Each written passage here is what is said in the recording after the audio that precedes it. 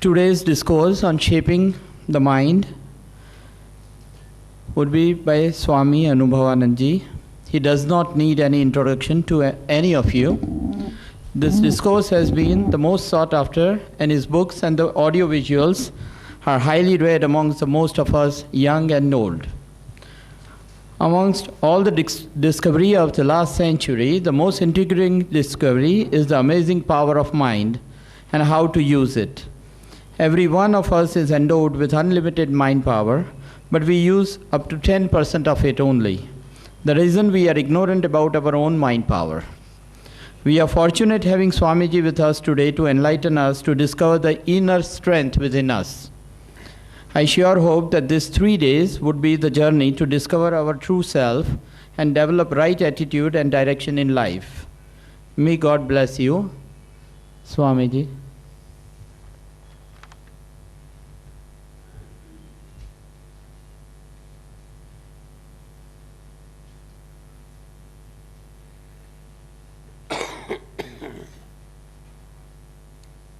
Sri Krishna, Sri Krishna, Sri Krishna, Sri Krishna. Gurur Brahma, Gurur Vishnu, Gurur Devo Maheshwaraha, Guru Sakshat Parabrahma, Tasmai Shri Gurave Namaha, Tasmai Shri Gurave Namaha. Nobody ever makes a house on a bridge. Bridge is a medium which connects two ends. One side is the one bank of the river, other side is the other bank of the river. And these two banks are connected by a bridge. We have houses on both the banks, either the left or the right. We never make a house on the bridge. If this is clear, the same way, on the river of life, there is a bridge of mind. And the two banks are, one side it is pure consciousness, other side it is pure matter. Only in consciousness there are no problems. Only in matter there are no problems. The problems are on the bridge which connects consciousness and matter. See?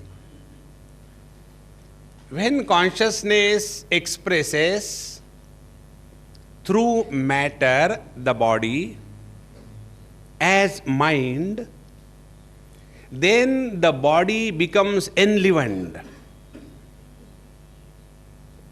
These things which I am telling you, kindly make it clear to your understanding. Everything that has to be learnt about the progress in the material field or the spiritual field will be taken care of if you recognize these principles. Then you will understand there is no problem anywhere. So, consciousness, when expresses through body, I say body, not only human body,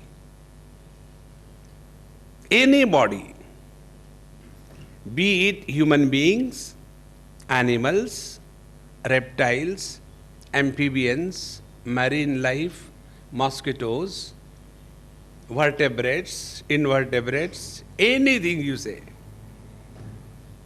Through any body, when consciousness can express as mind, that body becomes enlivened, and thereafter the life is lived by the mind. The body doesn't live the life. My lips are not talking. Your drums are not hearing. There is someone behind the organ of speech, and I hope there is someone behind the ears. I can only hope, isn't it? Because I don't know where you are now. So, there is something or someone behind the ears who is hearing, and there is someone behind the tongue who is talking. Otherwise, simply wagging of the tongue doesn't produce thoughts, isn't it? Suppose simply I go on doing like, we teach the children. That is also movement of the tongue. But this movement of the tongue doesn't produce knowledge. So, when consciousness is expressing through any body as mind, that body becomes enlivened. Now, second step. This mind has two aspects. One aspect is the mind is responsible for continuance of life in the body in the form of maintaining metabolism and conducting all the processes of life. That does not create problem of success or failure. See, for example, I have taken food and thereafter I have constipation. Or I have taken food and I have dysentery. So to have constipation, is it a sin? To have dysentery, is it a merit? No. Meaning, modifications which happen in the body as a natural phenomena does not create either a sin or a merit.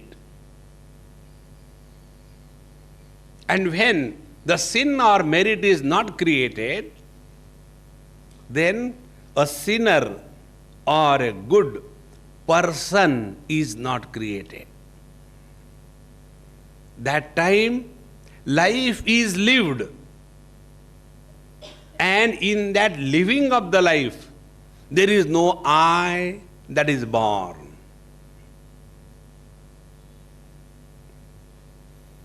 I is born by the second aspect of the mind. What is the second aspect of the mind? Second aspect of the mind is mind takes the shape of the body. See, this example will make it clear. This is my palm, one palm. This one palm becomes 5 fingers on account of what? This one finger has a particular shape, thereafter this finger ends. Then there is a space, absence of the finger. Then the second finger starts, it has a shape, again there is absence of finger. And thus, the shape has created manyness in one palm, is it not? In deep sleep experience,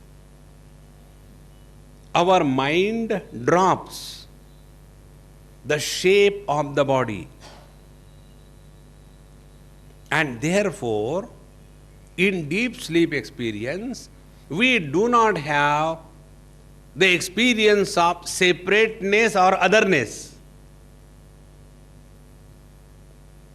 And therefore, there is no suffering. Last night, I have been traveling by train from Indore to Ahmedabad. I reach here in the morning at 9:30.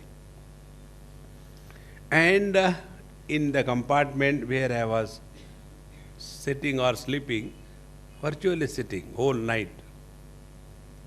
Because there was one Mahatma who was sleeping on the next bed, and he was competing with the noise of the train. As if it is a competition. And he was unaware of all the differences. Therefore, he enjoyed. And I could not drop my mind from the body or body from the mind. And as a result, I was only counting how many per minute he is doing. See? Therefore, these two aspects of the mind has to be first recognized. Now, out of these two aspects, the first aspect, which is responsible for maintenance of life, is common for all of us. It is the same. Like, the mind expressing through the eyes is a vision. Is a common factor. The mind expressing through the ears is hearing ability. It's common. The mind expressing through the speech, through the organ of speech, as a talk is common. This does not create any difference or any problem. Therefore, when we want to harvest or tame or utilize the mind. What is the topic given by them? I don't know. Shaping the mind, okay. When we want to shape the mind, shaping the mind is making the mind shapeless. Our mind is already having a shape. And because of that, all the problems come.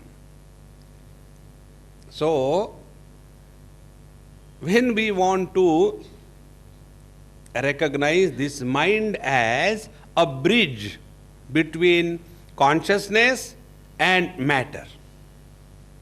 Now, by this bridge, either you go to matter or you go to consciousness. You can't stay on the bridge all the time. So what we do? Even in the class, we go to matter.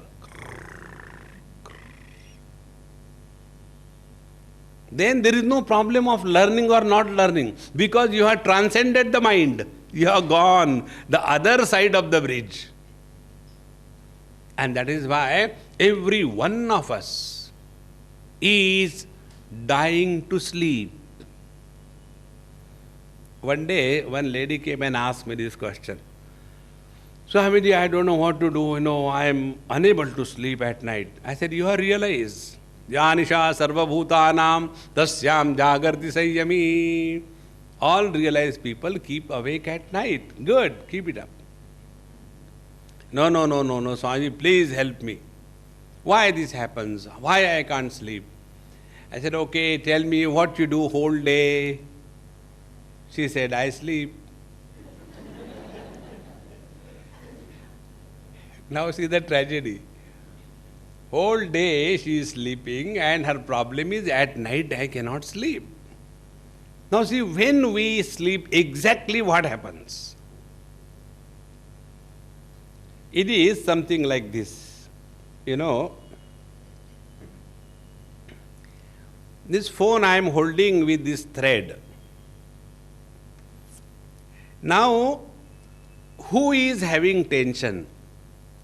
the phone or the thread? It is the thread, isn't it? In the same manner, mind is holding on to the shape of the body, therefore, body doesn't have any tension. Body has no problem. It is the mind which is constantly holding on to a particular shape. Even if you are Gama Pahalwan, and even if you are given to lift one papadam and ask, kindly hold on this papadam for 10 hours. After some time, even the weight of that papadam will become impossible to hold, is it not? In the same manner, our mind, holding on to the same shape of the body, gets tired. And when the mind gets tired, it wants to drop it. And the moment, be very attentive, the moment the mind drops the body, the mind merges with the total mind. When the mind merges with the total mind, it is again as if you are plugged for recharging. As we do our phones, the moment you see, oh, there are only 2 sticks remaining, I think it is getting over, so we plug. Then what happens? It gets slowly recharged. In the same manner, our mind holding on to the shape and the form of a particular body gets tired. And when it gets tired, it just wants to drop it. And when the mind drops the body, the mind merges with the total mind and thereby gets recharged. And therefore, when again there is a waking experience, do any of us say, hey, don't disturb me, last 8 hours I have been sleeping and therefore I am tired? Do any job for 8 hours, you get tired. After sleeping for 8 hours, you never say that 8 hours in a row I was sleeping, therefore I am tired. No, on the contrary, you are fresh. See. Now, one step further. When our mind has given up the shape of the body, that time the mind attains a status of Mr. Nobody. See, in deep sleep experience, we are neither mother nor father, neither wife nor husband,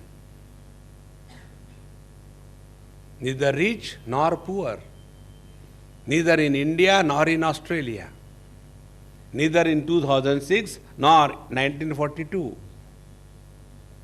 All the loads on the mind. Which are the loads on the mind?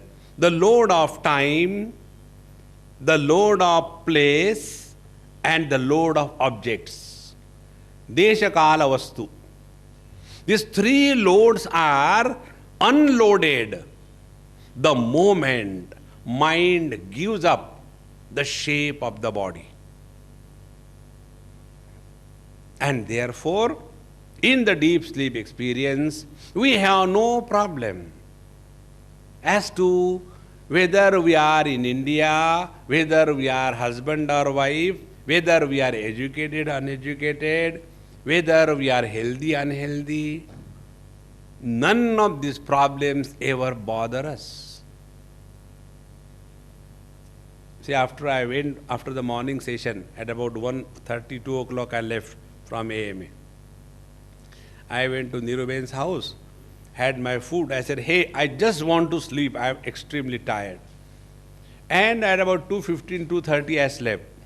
And at 5 o'clock I woke up. Before I came here, I just finished bath, had a cup of tea, and I am in front of you. So when I woke up at 5 o'clock, I could not understand where I am. So I wanted to go and take bath, and I took the towel open to take bath and went, and I came out of the house. Which side is the bathroom door, I could not figure out. Because where I am. Last night I was in Indore. Before that I was in Dibrugarh. Before that I was in Arunachal Pradesh. Every night a different place. So the orientation with reference to time, space, object is completely gone. When our mind is able to drop the identification, the shape of the body, the mind is released of all the tensions. And therefore, we are Mr. Nobody.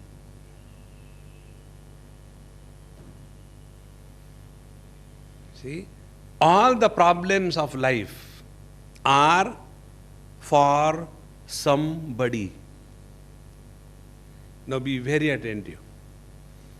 We hear these complaints from many people. Swamiji, whenever I sit for meditation, there are so terrible thoughts coming and all that, Normally I am all right, But when I sit for meditation, terrible thoughts come. So I have come to a conclusion. Meditation is the cause of terrible thoughts. So what you have done? I stopped meditation. But if we analyze, when we say that thoughts are troubling us, are the thoughts coming to nobody? The moment I take a position of a wife and sit for meditation, all the thoughts pertaining to husband will start popping out. Then I take the position of a mother, another window is open. This Microsoft has developed this technique from the mind only. At a time, so many windows open. And we get so confused which window for what. Isn't it? And as a result, more the windows you open, slower is the speed of every program, is it not? Yes, you can operate, no doubt about it. But then the speed is slowed down. In the same manner, if we recognize this functioning of the mind, that we have to develop a technique by which we can open one window at a time, not too many windows, then alone our speed of every program will be really as desired. And for that, these basics are to be recognized and understood. So when we are having this problem, that the mind is disturbed when we sit for meditation, so you become aware about the quality of the thoughts, the contents of the thoughts. Then you will come to know the thoughts come to somebody, not to mind. See? And if we are able to close that window of Mr. Somebody, thoughts will immediately stop. And that is why we have to recognize that shaping the mind means taking care of this aspect of mind, where the mind has taken the shape of our body.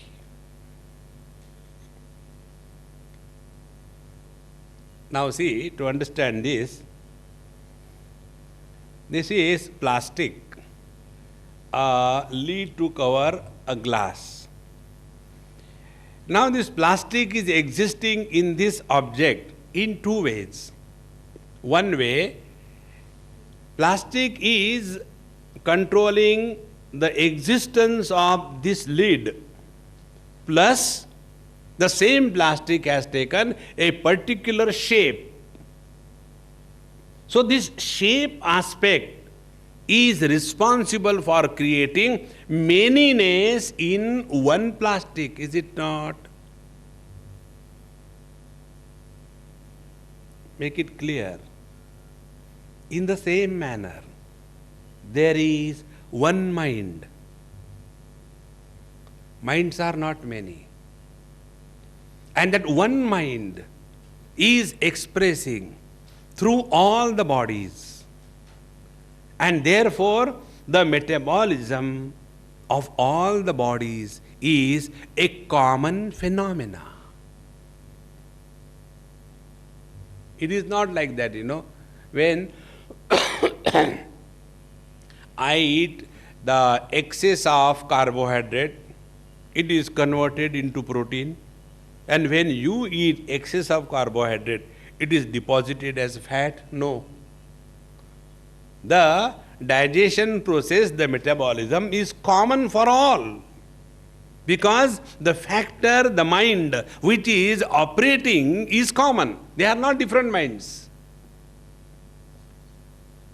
And therefore, shaping the mind is addressing this second aspect of the mind, where the shapes are taken by the mind, and because of that, the otherness is imagined and the differences are created. So now we have pinned down the point. When we are talking about shaping the mind, we are talking about this mind which has taken the shape of this body, and thereby there is a sense that this body I am, but that body I am not. See? The problem is not being a body. The problem is this body I am, that body I am not. Therefore the moment you touch, hey, don't touch, keep away. Why? Only this body I am, that body I am not. I don't know if some of you have ever travelled in the earlier days in the third class compartment of Indian Railways.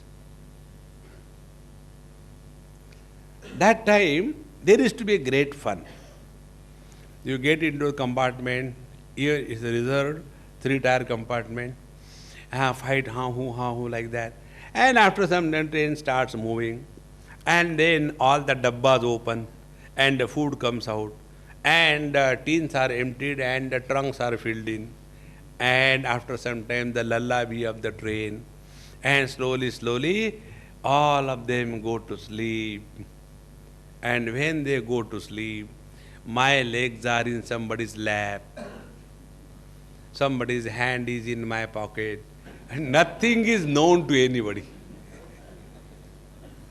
Isn't it? But earlier, when we were boarding in the train, this is my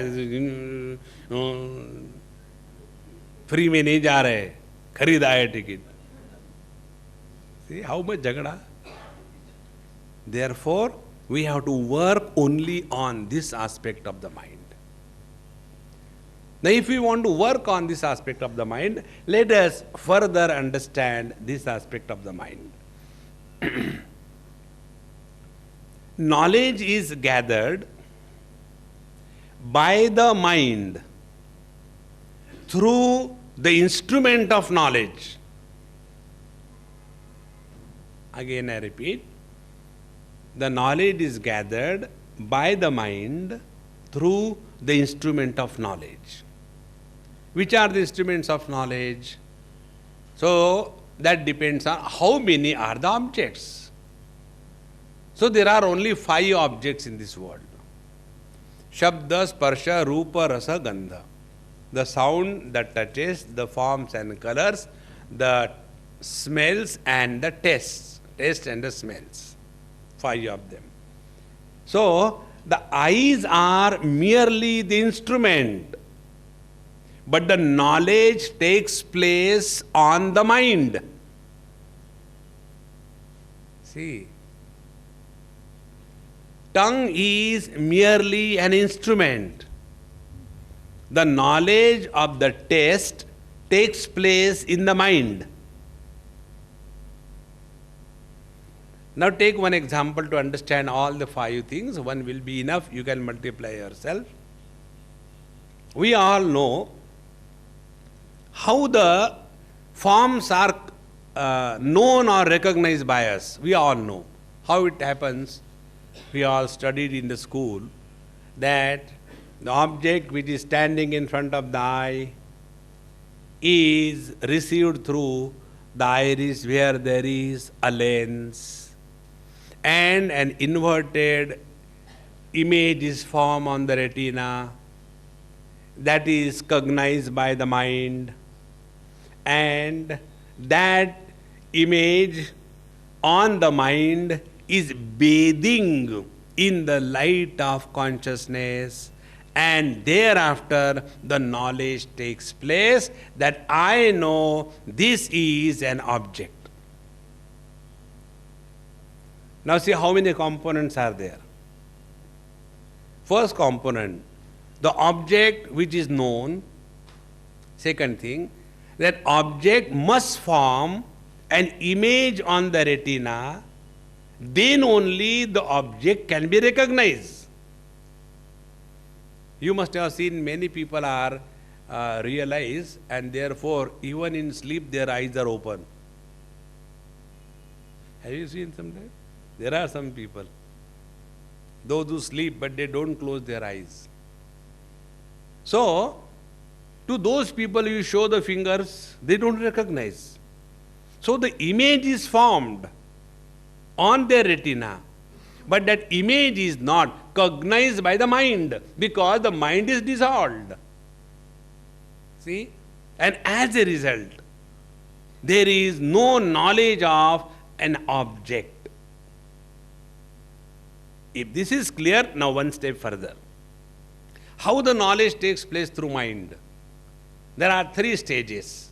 First step is mind takes the shape of the object, and there is a knowledge that this is a mic. Second step, I know this is a mic. So in that knowledge, the second component is the knower component. First component was what? It is the known component. This is a mic, is a known object. Second thing, I know this is a mic, is a knower component. And third, and the most important thing, I am not the mic. These 3 things happen. Suppose the third thing doesn't happen. What a fun it will be. This is a donkey. I know this is a donkey. And I am a donkey? No, it doesn't happen. So, the knowledge gathered through the mind has 2 distinct understandings. One understanding is the I born in the knowledge, and second, the not I born in the knowledge.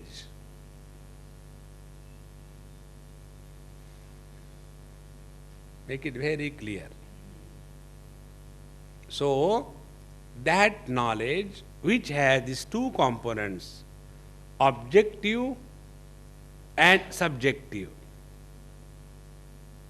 that knowledge is knowledge through the agency of mind. Now, after this is understood, now we go one step further. In this knowledge, whom we give more importance? If I give more importance to the objective component of the knowledge, what will be my condition? The subjective component will be the slave of the objective component, is it not? This is how, when we give importance to anything in this world, that anything becomes more powerful, and the one who has given importance becomes a slave. Now, one step further, understand all these steps. Who has given importance to the objective world or objective component? I. If I have given importance to something or somebody, who can devalue that? It is I alone. But we go to the Mahatmas and ask. One lady came and asked me this question.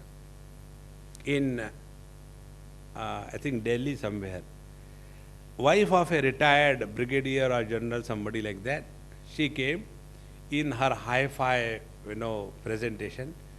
Swamiji, your talk was so great, I enjoyed. I think you'll be able to help me. What is that? I cannot stop smoking. So if you tell me, I think I'll be able to stop. I said, why should I tell you? I will not tell you. No, please tell. I will stop smoking. I said, no, Amma, on the contrary, you look so beautiful. With a agarbatti in the hand, Sakshat Devi. And then, your mouth has such a nice fragrance. And when you smoke, your lungs become stronger and powerful. Isn't it? No mosquito will come near to you. Swamiji, you are sarcastic. I said, no, I am not sarcastic. I am realistic. But why don't you tell me? I said, Amma, listen, when you started smoking, that time did you come to me, Swamiji, this is my first cigarette. Will you please inaugurate? Have you done that? No. If you have started smoking, you have to stop. See, if we have given importance to something or somebody, we have to devalue that object from our mind. Don't remain a weakling in life. So that lady said, but why don't you tell me? I said, Amma, I will not tell you even if you pay me. Because I don't want you to become a weakling in life. Throughout your life, you will have the load on your mind. देखो, स्वामी जी की कृपा से सब कुछ हो गया. किसी की कृपा से कुछ नहीं होता. Awaken the sleeping giant in you. See? I said, discover your inner strength. Don't become a creeper. No. You are the master of your own destiny. Otherwise, we go all the time, I have gone, Bhagwan, ye kara do, I will make 101 pradakshina. Instead of putting 101 pradakshina, work properly. See? Therefore, I have seen many people who follow this path of upasana, devotion. Instead of discovering the inner strength, they become more and more dependent and become so much woman-oriented. And for everything, Swamiji, what that day happened, I went into the bus, it was so much crowded, but when I went somewhere, there was one seat. And it was free. I sat down. Oh, God has helped me. See, don't be dumb. When I was going, it was not possible. God has helped me. I have seen such people. They are so weakling. Therefore, we have to discover our inner strength. Don't get carried away by the superimposed cause and effect. I'll give an example about this. One day, after my satsang in some place, in a temple, satsang was over, one lady came and she said, Swamiji, I don't believe in your God. So I said, Amma, come near. She came. And in her ear I told, I also don't believe.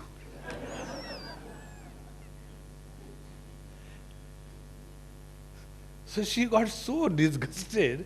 You also don't believe? I said, no. Then why are you here? I said, for the same reason why you are here. I have come to tell you that I don't believe in God. I said, I am here to listen to you. Because somebody has to listen when you talk. Then I said, Amma, look here. You know why you are telling me you don't believe in God? Because you are a weakling. You must have been asking so many things to the Lord, and something must not have happened according to your choice. And therefore you have revolted against God. Oh God, you are because of my belief. Now I reject you. God does not require our belief. He continues to exist even if we don't believe, isn't it?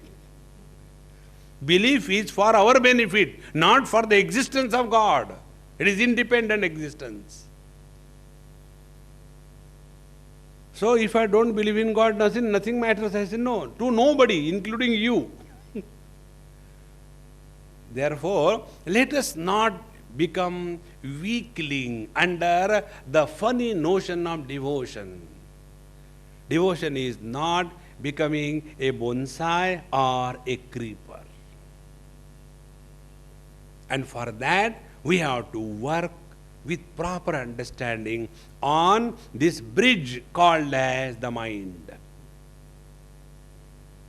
Therefore, coming back to the theme, out of these two components, the I component and the not I component, I component is the subjective component and not I component is the objective component.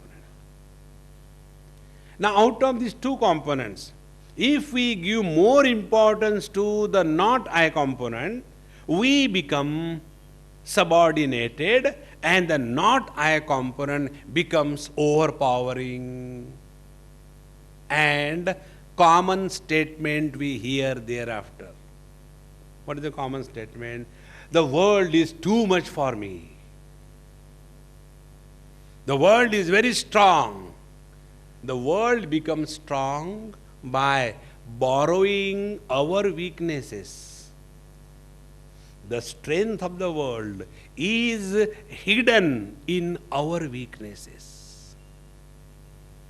See, world is not strong. We are weak. See, it is the same world where you and me are existing and where Vivekananda existed. He has not complained, but he has produced such wonderful results that he is able to function as a source of motivation for millions in spite of his physical departure from this world. And in our life, forget about millions motivated, even we are ourselves not even inspired, but constantly perspired. I don't know, the world is too much for me. I don't know what is going to happen. I think everything is going to dogs. There was one person who was driving me in Bombay for the first time. So we are going, and those days Bombay was a huge grave.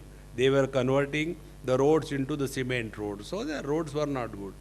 When we were going, big hole came. My God, Swamiji, what is going to happen to India?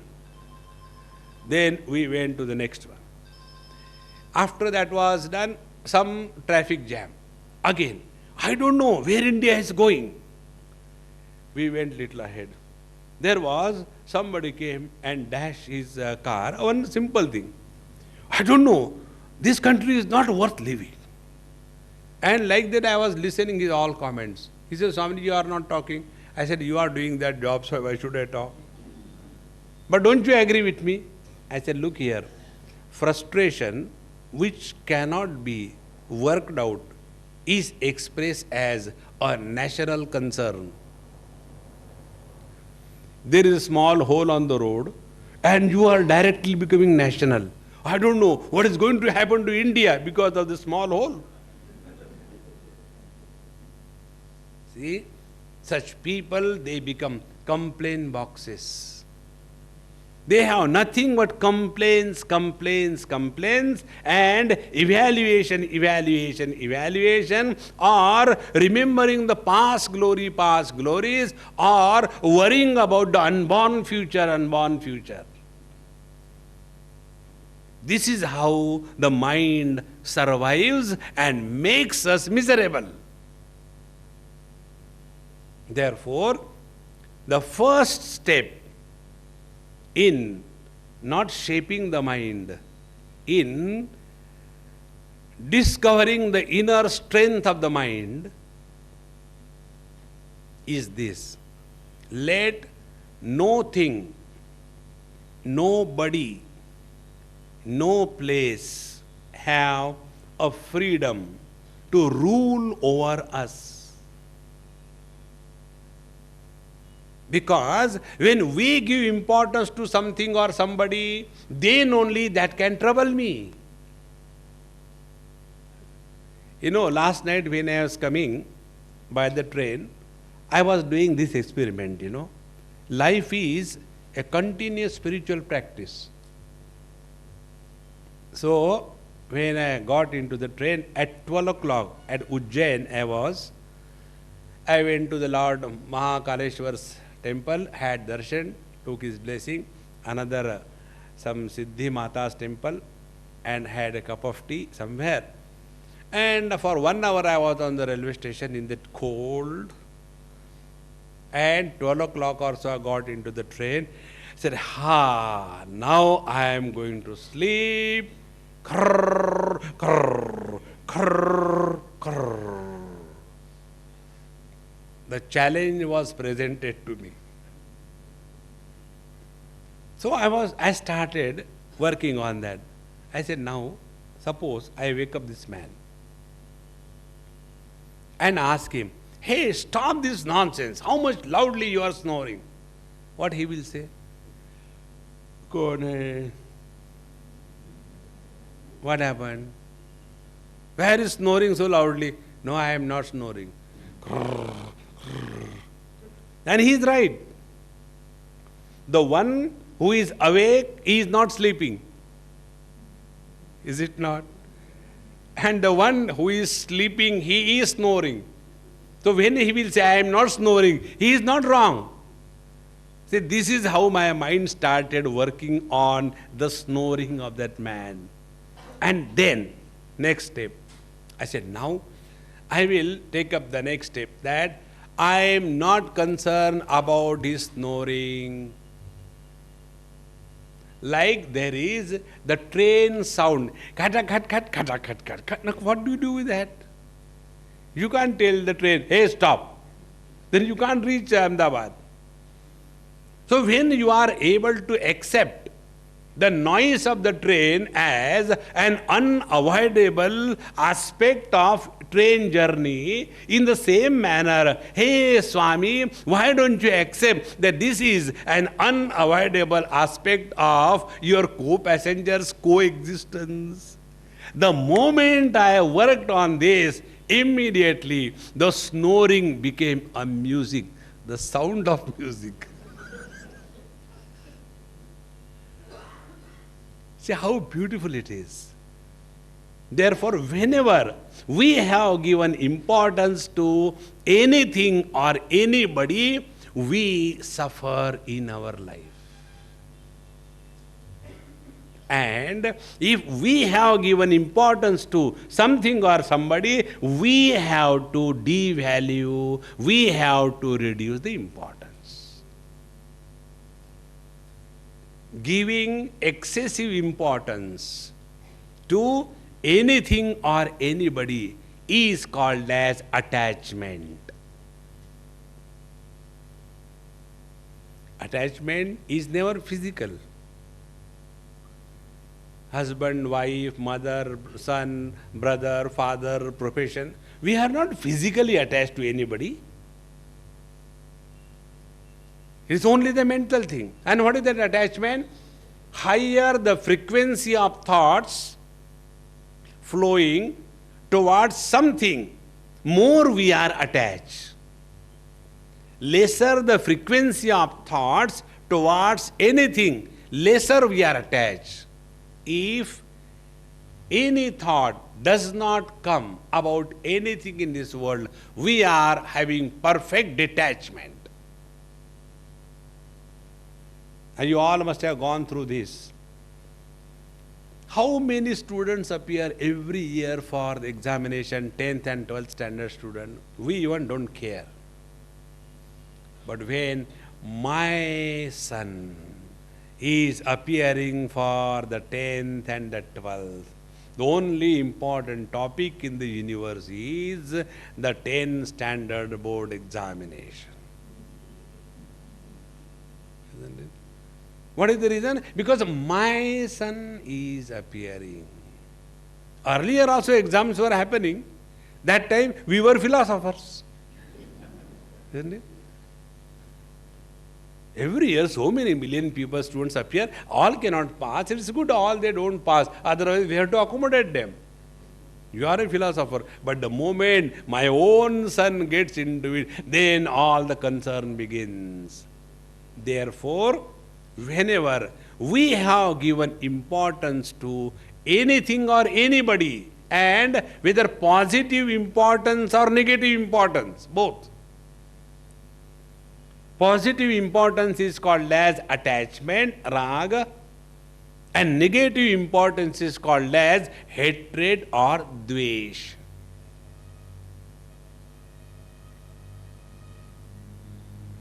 And intensity of raga or the dvesh, intensity of liking and disliking, is responsible for expression of our inner potentiality. It is something like this. I'll give some examples from our Puranas. Ravana was hating Lord Rama so much that he just could not think of anybody in the whole world. So whenever we hate something or somebody, it is we who are at a loss. One day, when I was talking about this hatred principle, I explained, I said, look here, if we have hatred as an element in our mind for anything or anybody, even in a dream, even once, that mind is impure mind. Impure mind cannot have the required potentiality of productivity. So one person said, but it is impossible. I cannot love that particular person. I hate her. I said, look here, Maharaj, you may hate her. You may push her out of your life. But she is in your heart. Because where is the hatred? Hatred is seated in the mind. The one whom you hate is already occupying a place in your mind, is it not? Therefore, when we understand all these principles, if we really want to invoke the total potentiality of the human mind, we have to understand these two aspects of knowledge, the I aspect and the not I aspect. And the not I aspect is powerful because the I aspect has become a weakling. Then what should be done? It is we who have all the freedom to get influence or not get influence. About this one example I'll give you. Once there was a conference in Pune, and I was invited there to preside over 3 days conference. And in that, I'll give 2 examples, this one and other one. And in that, the topic was a reverence for life. People from about few countries have come from all over the world, about 1,000 of them from about 30-40 countries. And reverence for life was the topic. And all of them were talking only on one topic: vegetarian, vegetarian, vegetarian. How non-vegetarian is not respect to life. And in their over enthusiasm, they started talking so much. One person said, when I see the people eating non-vegetarian, such people when they walk, they are the mobile graveyards of the dead animals. All the others clapped. When all that was over, 3 days, I have silently suffered. See how bitterness inside.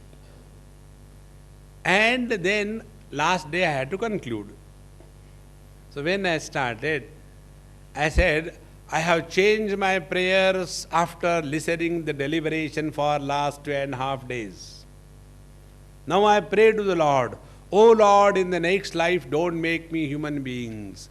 Make me a pumpkin, 100% vegetarian.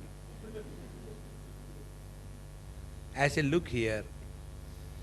What is important is not whether you eat vegetarian or not vegetarian. What is important is why you bother about what others eat. As long as they don't pluck your finger and eat, it's good. See? Life is not for dividing the world. We are already divided on so many issues. We are Indians, non-Indians, we are Hindus, non-Hindus, we are men, not women, we are educated, not uneducated. How many criteria we are already divided, as if the division is not enough. Therefore, one more criteria, vegetarian, non-vegetarian. Krishna Rama Govinda. And why this happens? Because we are obsessed with something in life. Now this is the second step I am telling you. When we give importance to anything or anybody in this world beyond proportion, that is called as obsession. So if we want to invoke our inner strength of the mind, we have to become aware that we are not functioning under the influence of any obsession. We have to keep our wisdom and discrimination distinct and clear all the time. We cannot take things for granted in life. Otherwise, this obsession makes our life miserable. Now see how the obsession makes our life miserable. Some people are obsessed for improving others. Isn't it? And what is the definition of improvement? Whatever I feel is right should be practiced by others. That is what we call improvement.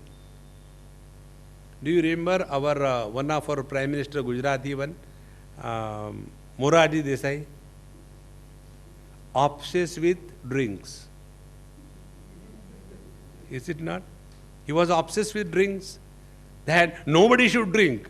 Whether you don't drink or drink, your obsession is drink only, isn't it? Whether you have the ego of being rich or you have the ego of being poor, both are the cases of importance given to money, is it not? Poverty and riches is the conditioning of wealth. And because of that, the only thing that one can think about, everybody in this world should stop drinking. See? And for that, I don't mind even if I had to give up my position as the Prime Minister, but everybody should stop drinking. God has failed. Isn't it?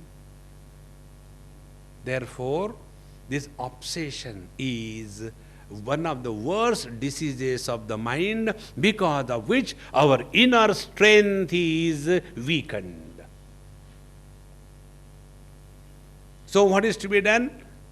We have to function under the influence of the wisdom, proper discrimination. Another example about this obsession I will give you.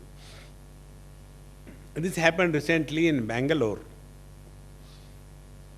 After my English talks, a Hindi group people came, they had organized some Hindi talks also for the Hindi speaking people in Bangalore. So Swamiji, you are these 2-3 talks are in our area, Hindi for Hindi people. So we have just come to say you and request you, kindly emphasize on this point.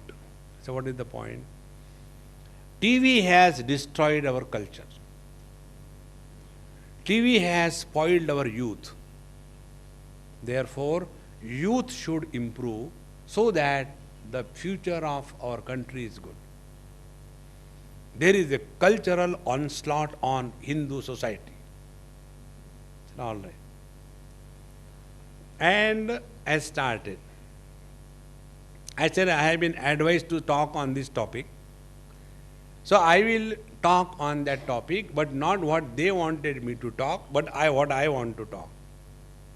And then I said, the problems that you see today in our country are the problems created by the oldies, not by the young people. Young people are the victims of the problems created by the old people, is it not?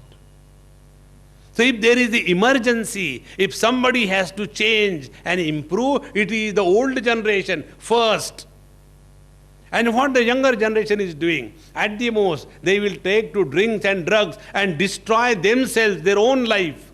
But what elders are doing? Hum to doobe hai sanam, public ko bhi dubayenge.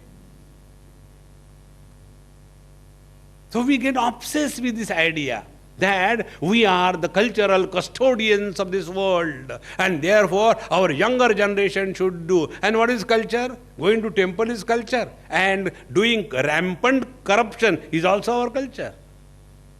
See? Therefore, please remember, we must never get obsessed with anything and should never impose our views on others.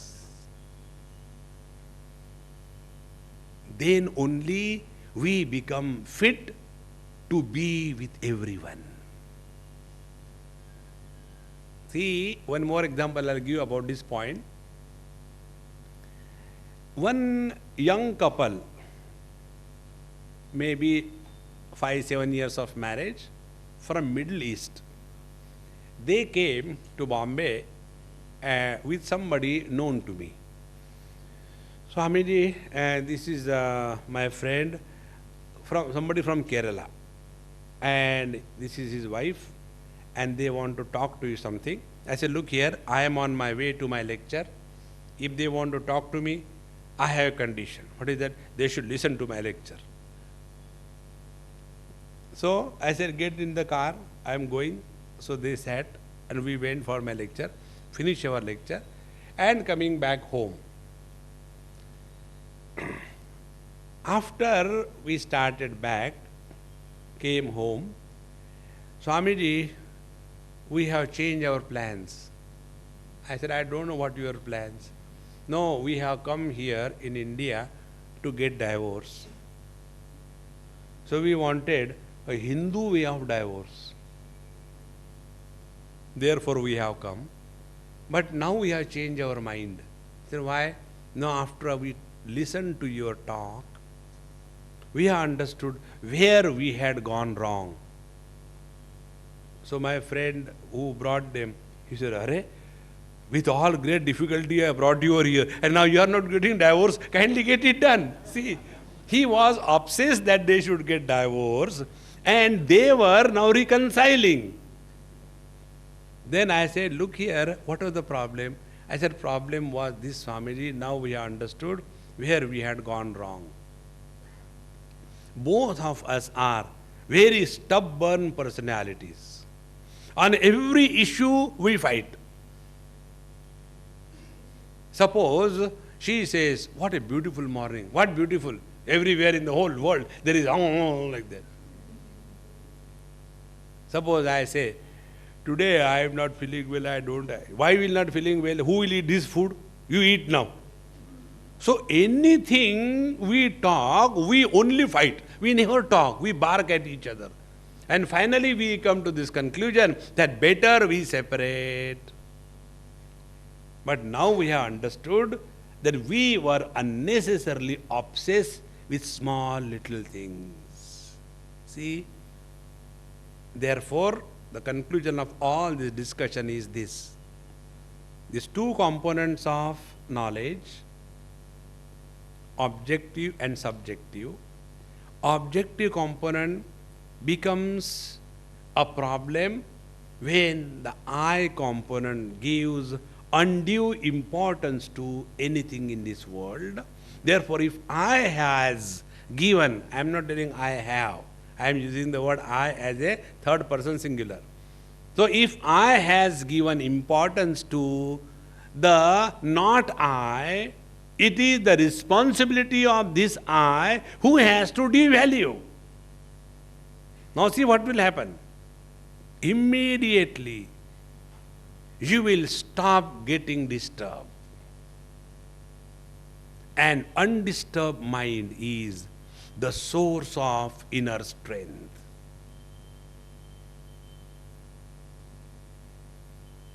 See?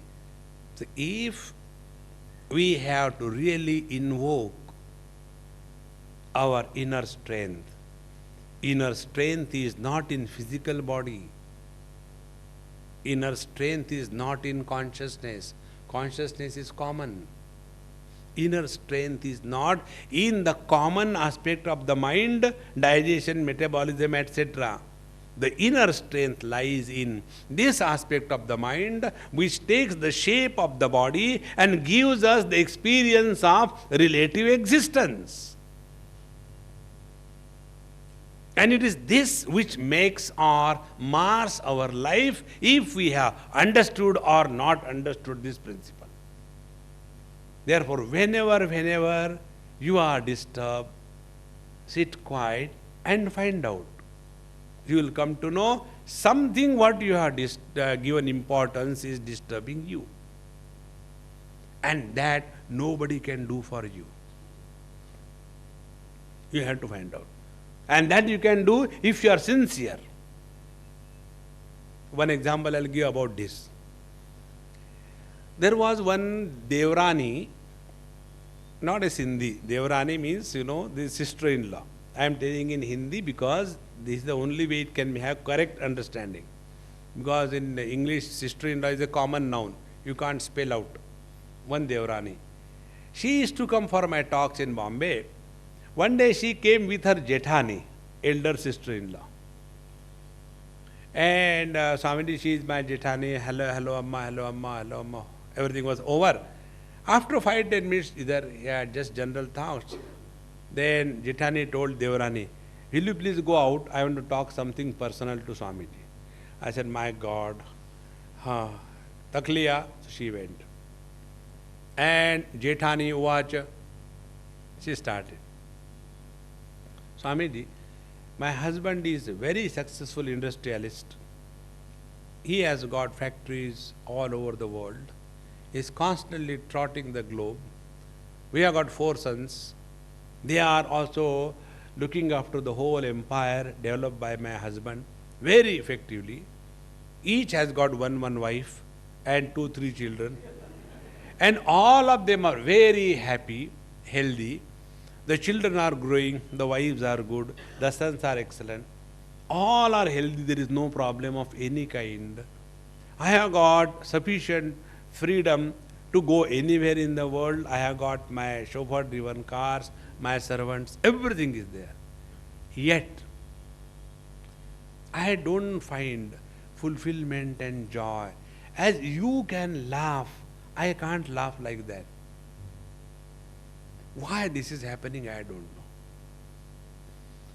I have gone to the temples, I have gone to the Mahatmas, you take this mala and then do this japa, Hare Ram, Ram Ram, Hare Hare, I am fed up. Nothing happens. So please help me. What is happening?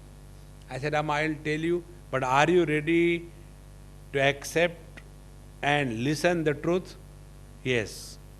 Then I told her, I said, look here. You know, but you don't want to accept. This is the cause of your misery. What do I know which I don't accept?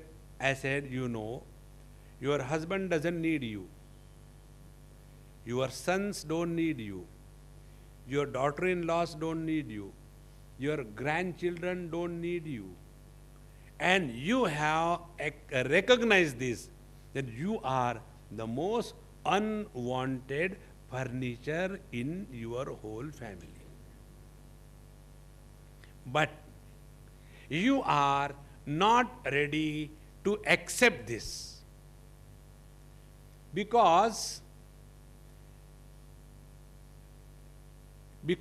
of this non-acceptance of the reality, you are suffering silently inside your heart. So when I told this thing, suddenly that lady broke. She says, Swamiji, nobody has said so straight away to me. I said, I told you. Do you have courage to listen? Then she said, what you have told is true. I always feel that I am not wanted by anybody. Friends, in the old age, this feeling that I am unwanted is the feeling that kills a living person. Why this feeling comes? Because, come back to the main point, because we have given importance to the objective world. My husband doesn't need me. My children don't need me. My grandchildren don't need me. And as a result, I am all alone. Don't have self-pity. Discover your inner strength. This is the importance of recognizing this phenomena, that how much importance we have given to the world. Devalue, because you have given undue value to the world. You will discover your inner strength, and then you will be the master of your own life. Remaining we'll see after the tea break. There is a tea ready, sir. Will you like to break? Yes.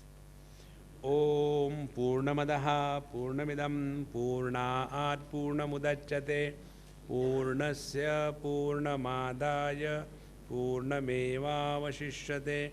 Om Shanti Shanti Shanti Harihi Om Shri Gurubhyo Namaha Harihi Om. After you finish your